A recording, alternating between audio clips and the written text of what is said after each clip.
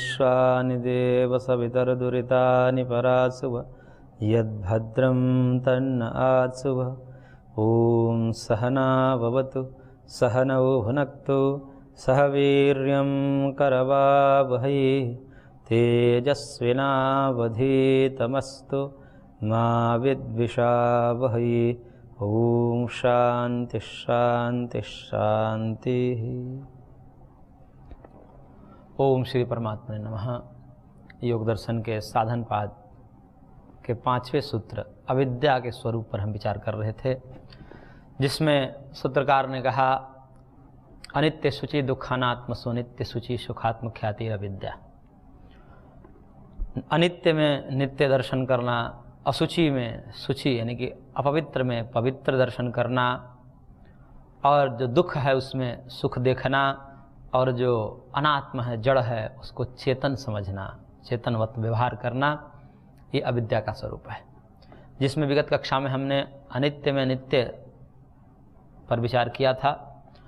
असुचि में शुचि का किस प्रकार से भान होता है और वो अविद्या का रूप ले लेते हैं, उसके विषय में भाष्यकार ने एक वाक्य कहा था, और उसमें कहा का स्थान से, इस शरीर के संदर्भ में बात कर रहे हैं, क्योंकि हमारा संसार शरीर से ही शुरू होता है, इसलिए सबसे पहले शरीर पर चिंतन किया जाता है, फिर उसके बाद आगे देखा जाएगा। तो शरीर को स्थान की दृष्टि से कहा गया कि शरीर अपवित्र है। कहाँ से उत्पन्न होता है? माँ के उदर से उत्पन्न होता है। तो माँ का उदर कैसा है? तो वो अपवित्र स्थल है। उसके कारण भी इसमें अपवित्रता आती है। और दूसरी बात कही कि बीज से, इसके जो कारण रजवीर है माता पिता के, वो भी घृणित है, वो भी अशुद्ध है, अपवित्र है। उसको भी छूने इत्यादि मात्र से सद्य ही स्नान करना पड़ता है। इसलिए वो जिसका मूल ही अशुद्ध है उसको कैसे हम शुद्ध माने? उससे जो उत्पन्न है, उसी पर जो खड़ा हुआ है, टिका हुआ है, उसको हम कैसे उसको शुद्ध मान लेते हैं? तो कह रहे हैं कि स्थान के कारण भी अशुद्ध है शरीर, बीज के कारण भी अशुद्ध है शरीर, और ये शरीर जो रस रक्त मांस अस्थि आदि से बना हुआ है, ये भी सब क्या है? ये भी सब अपवित्र है। ये भी सब अपवित्र है, स्वरूपतः अपवित्र है। और फिर कहा कि सेंदनाथ, सेंदनाथ का मतलब इसके अंदर से पसीने मल मूत्र इत्यादि का निकलना होता है, और सब क्या है? सब अपवित्र है। मल हो, मूत्र हो, पसीना हो, गंदगी है, नाक से, आँख से, कान से, मुख से, ये सब जो निकलते हैं, ये सब क्या है? मल ही तो है, अपवित्र ही तो है। जिसको साफ करने से, जिसको छूने से बार बार साफ करना पड़ता है, हाथ धोना पड़ता है, नहाना पड़ता है, तो वो सब उसके निकलने के कारण, मलमूत्र आदि का स्वेद होने के कारण, निस्संदन होने के कारण इसको अपवित्र माना जाता है। और फिर कहा निधनादपि, अंत में क्या होता है? मर जाता है। और मरने के बाद, मरने का तात्पर्य यहाँ पर मरने के बाद उसका सड़ान सड़ने लगता है, बदबू मारने लगता है। इससे भी वो शरीर जो है अशुद्ध ही है, ऐसा प्रतीत होता है। वो तो आत्मा की चेतनता है, क्योंकि आत्मा नित्य शुद्ध बुद्ध मुक्त है, नित्य शुद्ध आत्म तत्व है, उसमें कभी किसी प्रकार का परिवर्तन नहीं होता। उसके संसर्ग मात्र से ये उतना दुर्गंध नहीं मारता जितना मरने के बाद मारने लगता है। वो किसका प्रभाव है?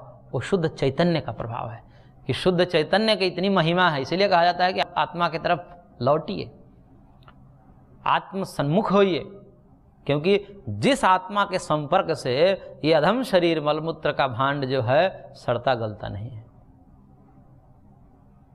उस रूप में उसको बनाए रखता है कम से कम। बाकी सब मलमूत्र आदि तो चलो तो शरीर का धर्म है, लेकिन बाकी शरीर को जो है सड़ने गलने से जो बचाता है वो कौन है?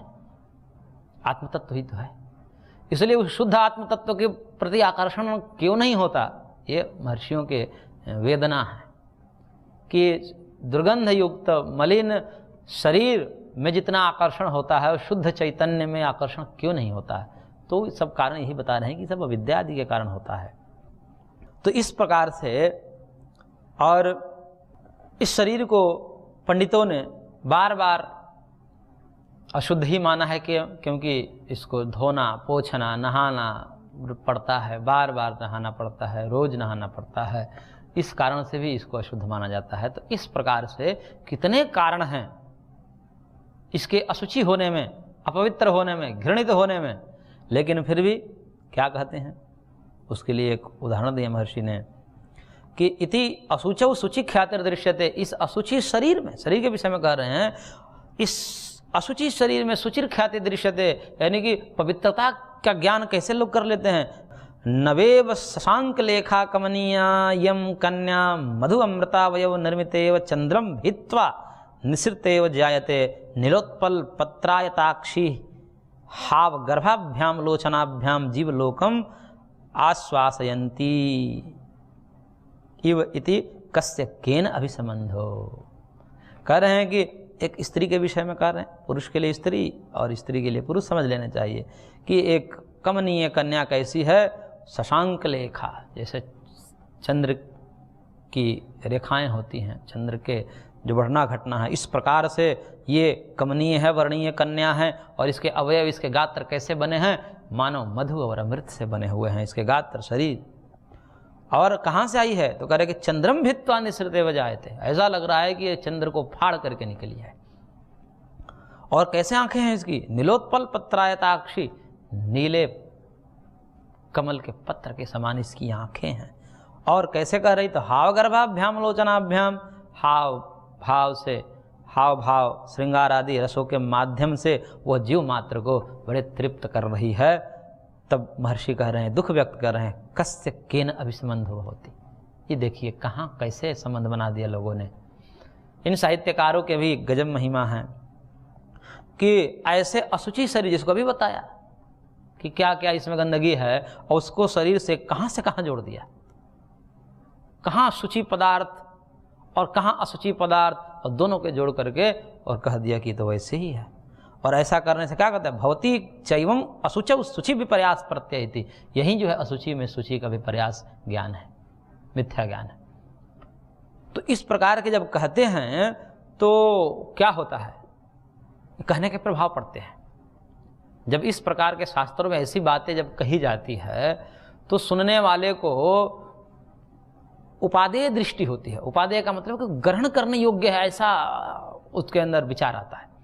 जैसे किसी चीज़ को बार बार अच्छा ही प्रस्तुत की जाए, उसकी बुराई ना बताई जाए, तो आकर्षण होता है, उसको पाने की आकर्षण होता है। और जब उसके स्वरूप का कथन महर्षि कर देते हैं दर्शन शास्त्रों में, तब घृणा होने लगती है। जब किसी को बता दिया जाए, कोई हाथ में ऐसा पात्र दिया जाए, उसको बढ़िया पात्र, उसको बढ़िया से पैक किया गया हो, और उसको दे दिया जाए हाथ में, कहे कि इसको लीजिए, और फिर बताया जाए कि इसमें जो है मल है, इसमें मल भरा है। अब उसकी क्या स्थिति होगी, जैसे ही वो जान लिया और तुरंत उसको फेंकेगा। अब उसको पात्र नहीं दिखाई दे रहा है, अपितु उसके अंदर विद्यमान मल पर स्मृति उसकी चली गई, इसलिए वो तुरंत फेंकेगा उसको। ऐसे ही दर्शन शास्त्रकारों की जो दृष्टि है, वास्तविक जो दृष्टिकोण है, वो तो यही है कि ये शरीर जो है अंदर क्या भरा पड़ा है। जैसे ही मल की स्मृति आती है, वो कांप जाता है, घृणित हो जाता है कि नहीं नहीं नहीं, मैं कैसे इसके पास भी कैसे बैठ सकता हूँ, क्योंकि जो अपने ही शरीर को नहीं झेल पा रहा है, उसी में रोज दुर्गंध हो रही कर है, दूसरे के शरीर के कैसे समीप भी जा सकता है।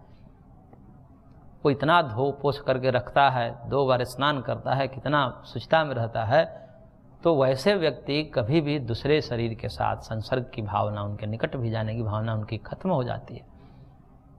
इसलिए आगे बताया जाएगा शौच का क्या फल है। शौचा स्वांग जुगुप्सा परैर संसर्ग।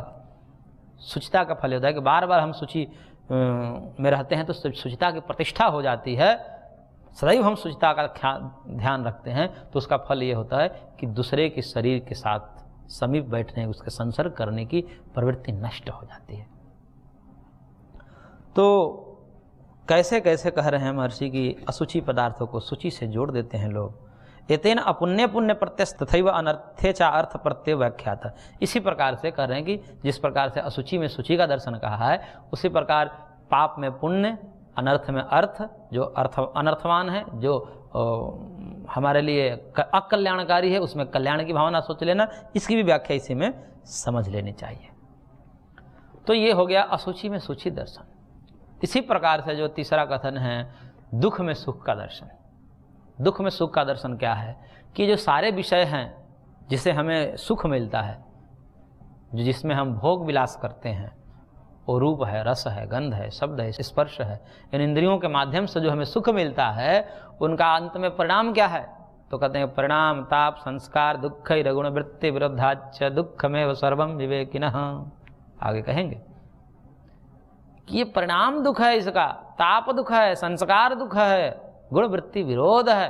ये 4 दुख बताए वहां पर कि क्षणिक सुख दिख रहा है, लेकिन एक मूल में भी दुख है, परिणाम में भी दुख है, सब दुख ही दुख है। पूरा यदि जोड़ घटाव किया जाए कि एक सुख की प्राप्ति के निमित्त से आपने क्या क्या पाया, तो पता चलेगा दुख ही ज्यादा पाया। और उसी क्षणिक सुख के लिए लोग लालायित रहते हैं। तो कह रहे हैं ये क्या है? अविद्या है। दुख में सुख को देख रहे हैं। वह जो आने वाला दुख है उसको ध्यान नहीं देते। और इससे पहले भी दुख था, सुख को न प्राप्त करना, ये भी तो दुख था। जिस समय कोई धन आदि की प्राप्ति नहीं हो रही, स्त्री आदि की प्राप्ति जिस व्यक्ति को नहीं हुई है, उससे पहले भी तो अपने आप को दुखी मान रहा था, और शादी हो जाने के बाद भी दुखी ही मानता है। तो सुख उसको कब मिला? सुख की तो क्षणिक कालावधि है। तो इस प्रकार से ऐसा क्यों समझ ले कि इससे हमें सुख मिलेगा? अभी तो एक संसार का धर्म है, इसको निर्वाह करिए। इस भाव से यदि कोई करे तो फिर तो कोई समस्या नहीं आएगी। लेकिन बात वहां फंस जाती है कि सुख लेने की भावना हो जाती है संबंधों में, वस्तुओं में, तब जाकर के गड़बड़ हो जाता है। एक धर्म है, एक हमारा कर्तव्य है, एक व्यवस्था है, ये करना ही पड़ता है, हमारा धर्म है। सुख लेना हमारा धर्म नहीं है, अपितु इस परंपराओं का निर्वहन करना हमारा धर्म है, जिससे कि ये सृष्टि, ये जगत सुंदर बना रहे, चलता रहे। इस ध्येय से यदि किया जाए संबंधों का निर्वाह, तब तो कोई समस्या नहीं आएगी।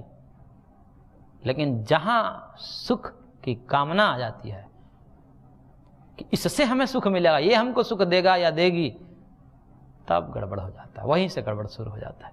अरे सुख तो परमात्मा देंगे, इनमें कहाँ सुख है? विषय में कहाँ सुख है? विषय में जो सुख है वो क्षणिक सुख है। वो भी सुख कहाँ से आया? कहते हैं सुखद तो कहाँ से आया?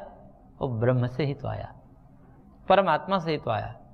इसलिए जो सुखों के आधार हैं, परम सुखास्पद है, उनके शरण में जाना चाहिए, उनको ही एकमात्र अपने कल्याण का आश्रय समझना चाहिए। लेकिन हम उनको छोड़ करके तदभिन्न समस्त वस्तुओं में आसक्त रहते हैं, जो दुख के ही कारण है।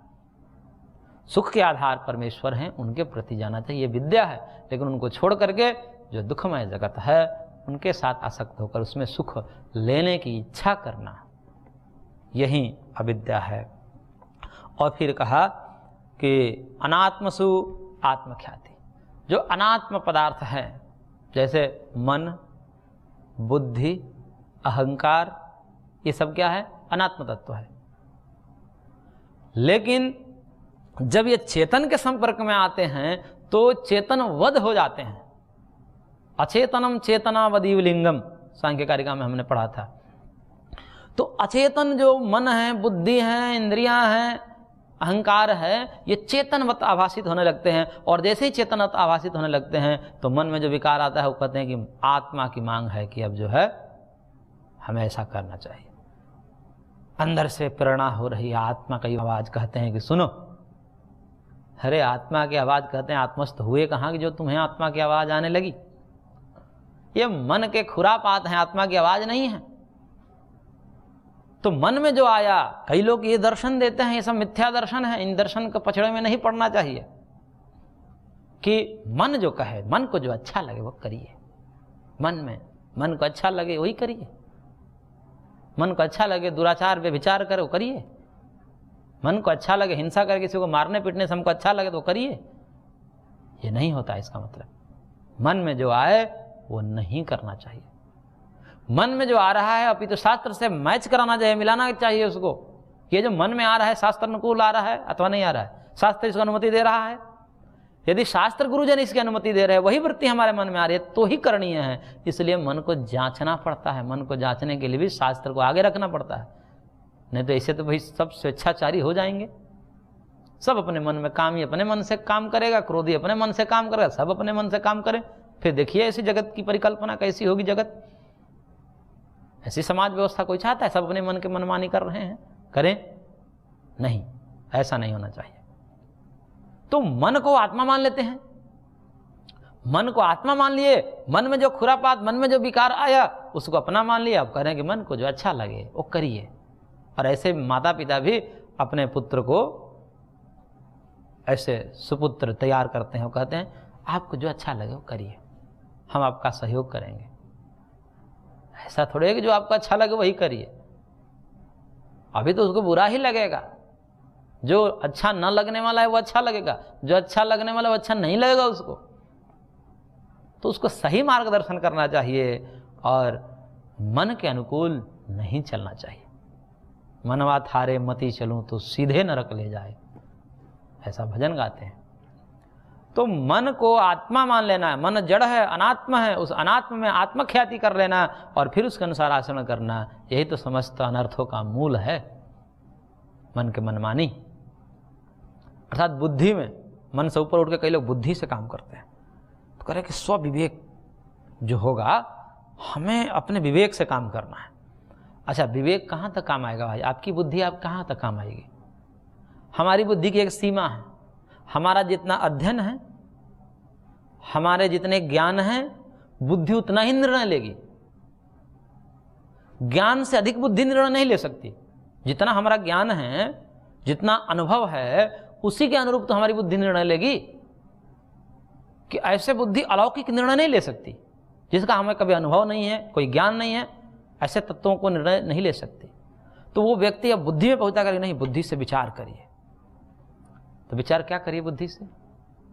तो हमको बुद्धि से, तर्क से जो अच्छा लगेगा वो हम करेंगे। अरे भाई तर्क ठीक है, महर्षियों ने भी तर्क को माना है, लेकिन तर्क को प्रतिष्ठा भी कहा है कि तर्क की कोई प्रतिष्ठा ही नहीं है। यदि तर्क करते रहोगे तो भी गर्त में जाओगे।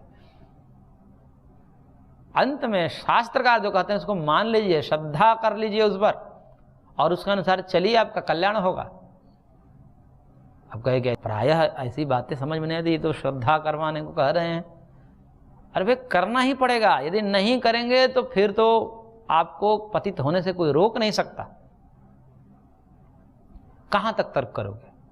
आपसे कहा जाए कि कोई बुद्धि लगाए कि ये जो विवाह आदि की परंपरा है इसका प्रयोजन क्या है, तो मुख्य रूप से यदि बुद्धिमान व्यक्ति इस पर चिंतन करेगा तो कह रहा है कि संतानोत्पत्ति ही इसका प्रयोजन है। संतान उत्पत्ति करना, वंश वृद्धि करना, संसार को चलाना, यही इसका प्रयोजन है। अब इसमें विचार किया जाए तो वह प्रयोजन तो भाई बहन के रिश्ते से पूरा हो सकता है, पिता पुत्री के भी रिश्ते से पूरा हो सकता है, माता पुत्र के भी रिश्ते से हो सकता है, बच्चा उत्पन्न तो हो ही सकता है। पशुओं में हो ही जाते हैं, ऐसे मनुष्य में भी हो जाएंगे। तो बुद्धि तो यहीं तक सीमित हो गई। तो क्या ऐसा कोई कर सकता है? बुद्धि के अनुसार करे तो फिर तो कर ही लेगा। ऐसा कुछ समुदाय विशेष के लोग करते भी, उसमें कोई नियम नहीं रहता। लेकिन क्या ये ठीक है? इसको मानेंगे? कोई सभ्य लोग, सभ्य समाज मानेगा? तो वहां पर कहां पर आकर हम रुक जाते हैं? तो रुक जाते हैं कि नहीं, ऐसा नहीं होना चाहिए। अच्छा, कई लोग तो इसमें विलक्षण भी है, हमको अनुभव हुआ, जब ये वाला दृष्टांत देते हैं तो थोड़ा तो रुक जाते हैं। लेकिन हमें ऐसा लगता है कि उनके मन में यही भाव है कि अब ये माहौल बना दिया गया है कि ऐसा हम मानेंगे तो तुरंत हमें लोग गाली देने लगेंगे, इस कारण हमें मानना पड़ता है, अन्यथा हम भी तो जो मन में है वही कह देते, लेकिन अभी नहीं कहेंगे। ऐसा हमको प्रतीत होता है उनके बातों से कि ये तो इसको भी नकार देंगे।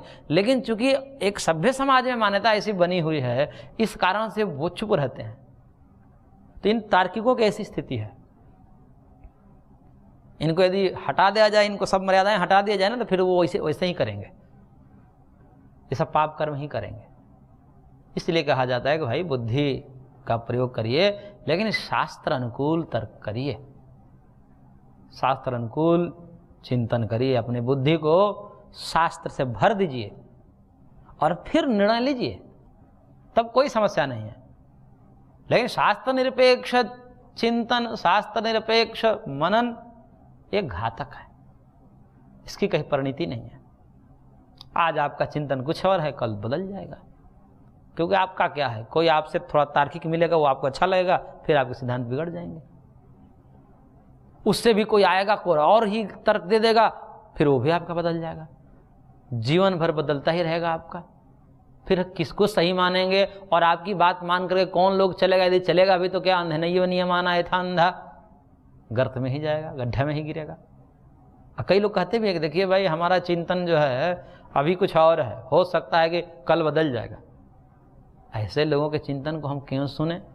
ऐसे जो कहते हैं उनके बातों को नहीं मानना चाहिए, क्योंकि वो अभी निर्णय में नहीं है। क्यों निर्णय में नहीं है? क्योंकि अपनी बुद्धि के अनुकूल चल रहे हैं तो निर्णय आएगा ही नहीं। हो सकता है मरते दम तक ना आवे। देखिए बुद्धि है, बदलती रहती है, सात्विक राजसिक तामसिक की बुद्धि होती रहती है, फिर उसे प्रकार के विकल्प होते हैं, संकल्प होते हैं, फिर वो नहीं कर सकता। तो एक शाश्वत नियम किसे पकड़े हम? कौन ऐसा बुद्धिमान है जिनके नियमों को माने, जिससे हमारा सर्वविध उत्कर्ष है? तब फिर कहते हैं कि भ्रम प्रमाद विप्रलिप्सा कर्णापाटावादी दोषों से सर्वथा विनिर्मुक्त जो महर्षि है अथवा साक्षात परमेश्वर है, परमाप्त, उनके बातों को मानकर चलिए। क्योंकि आप में भ्रम हो सकता है, प्रमाद हो सकता है आपके सिद्धांतों को गढ़ने में, परमात्मा को, ऋषि महर्षियों को नहीं हो सकता। क्योंकि जिन्होंने अपने क्लेशों को दग्ध बीज कर दिया है, वो कोई नियम बनाएगा तो राग द्वेष मूलक थोड़ी बनाएगा। हम आप नियम बनाएंगे, हो सकता है कि हमें राग है इसलिए अपने राग की सिद्धि के लिए कुछ नियम बना देंगे, जैसे राजनीतिक पार्टियां बनाती हैं अपनी सत्ता की सिद्धि के लिए। वो ऐसे नियम बना देते हैं, एक पक्षीय नियम बना देंगे, किसी समुदाय विशेष के लिए नियम बना देंगे, किसी जाति विशेष के लिए नियम बना देंगे, उससे उनको वोट मिल जाएगा, फिर उनकी सत्ता आ जाती है। बाकी उपेक्षित हो गए, बाकी का ध्यान ही नहीं। तो ये राग द्वेष मूलक के कारण ऐसा जो है अन्याय होता है। लेकिन जो राग द्वेष रूपी समस्त क्लेशों को दग्ध बीज कर चुके हैं, उनमें ऐसा कैसे संभव हो सकता है? इसलिए सिद्धांत उन्हीं का पकड़िए जो शाश्वत है, सिद्धांत वही पकड़िए जो शास्त्रोक्त है, जो वेदोक्त है, जो साक्षात भगवान की वाणी है। ऐसे वैदिक सनातन सिद्धांत हैं, वही व्यक्ति के सर्वविध उत्कर्ष के हेतु हैं। बाकी जितने भी सिद्धांत हैं, बाकी जितने भी मत पंथ संप्रदाय हैं, वो सब गर्त में ले जाने वाले हैं, व्यक्ति के सर्वविध उत्कर्ष होने नहीं देंगे। क्योंकि जो उनके प्रतिपादक हैं वही राग द्वेष मूलक हैं, उनके अंदर राग द्वेष मिटा नहीं, और वो सिद्धांत देते हैं तो कुछ राग रह जाता है उनके अंदर, वो राग मूलक सिद्धांत प्रतिपादित करते हैं। लेकिन हमारे यहाँ ऐसा सिद्धांत नहीं होता है। हमारे यहाँ जो महर्षि होते हैं वो राग द्वेष से विनिर्मुक्त होते हैं, और वह दग्ध बीज भाव अपने क्लेशों को कर देते हैं, और ऐसे क्लेश रहित जो निर्णय होगा, जो सिद्धांत होगा, वो किसी के दुख के लिए नहीं होगा। सर्वे भवन्तु सुखिनः सर्वे सन्तु निरामया ही निकलेगा। जब व्यक्ति राग द्वेष से सर्वथा शुद्ध हो जाता है, अंतःकरण जिसका पवित्र हो जाता है, उसके अंदर से यही निकलेगा। उसके लिए ये नहीं निकलेगा कि ये हिंदू है, ये मुसलमान है, ब्राह्मण है, ये क्षत्रिय है, ये वैश्य है, ये शूद्र है। ये जिनके अंतःकरण दूषित होते हैं उन्हीं के अंदर ये सब खुरापात होते हैं। पवित्र अंतःकरण वाला व्यक्ति ऐसा क्यों कहेगा? वो तो सबको एक जैसा ही मानेगा। लेकिन जहां सत्य का उपदेश करना होगा वहां तो असत्य को दबाएगा भी, वो द्वेषपूर्वक नहीं करता, अपितु सत्य का प्रकाशन करता है। तब वहां पर कुछ देर के लिए कोई लग सकता है कि यहाँ पर तो आप एक पक्षी हो गए, एक पक्षी हो गए। अरे एक पक्षी का मतलब होगा कि जो सत्य है उसका प्रकाशन हम करेंगे, इसका थोड़े एक मानने का मतलब हुआ सब ठीक है, सब में हम भगवत दृष्टि रखते हैं। लेकिन सिद्धांत जब प्रकाशन करना है समाज में, तब तो हम तो सत्य का ही पक्ष लेंगे।